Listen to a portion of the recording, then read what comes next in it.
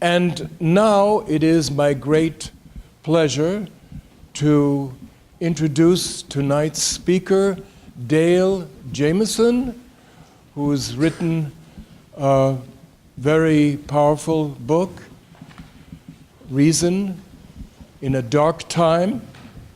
Mr. Jamieson. Thank you very much.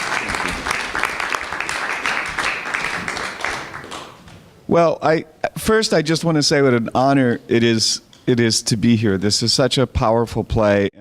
The second thing I want to say, which I think the play does an excellent job of bringing out, is the relationship between science and policy is extremely complex. John often seems to have a rather naive idea that all I have to do is do my science, tell the world about it, and everyone's going to go, right, I'm going to change my behavior. That's the way it is. Science tells us what we ought to do. Science doesn't tell us what we ought to do. Science tells us how the world is. And science tells us how the world will be, probabilistically, on certain pathways. But science doesn't give us the oughts.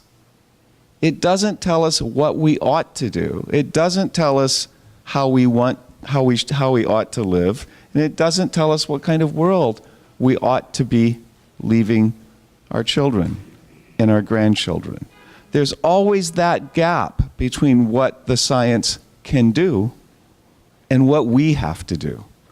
And I think the play does an excellent job of showing how much space there is in that gap. And that is one of the key problems with climate change, that science is at its most authoritative when it is describing the world.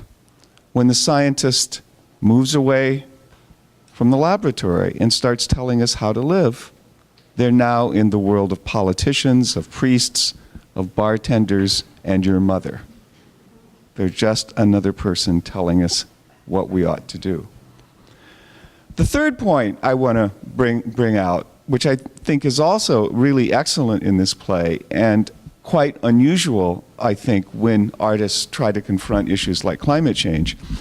You know, when you think about climate change, often the focus is just on this world we're making, you know, how catastrophic it is and all of that. All of that's true. But what we often tend to lose sight of is that life is really built up out of moments and encounters with other people, with other creatures, with nature, with cities, with places we love and places we hate. And in some ways, the fundamental challenge of climate change, you know, isn't to save the polar ice caps or to save the polar bear. Those are important challenges. But the fundamental challenge is to how to find meaning in a world that is undergoing this rapid change. And so I very much like the character of Uncle, for example, because in a way, Uncle would be Uncle and living his life whether climate change was happening or not. Uncle is somebody who is all about forging meaning in the life that he's living in the world.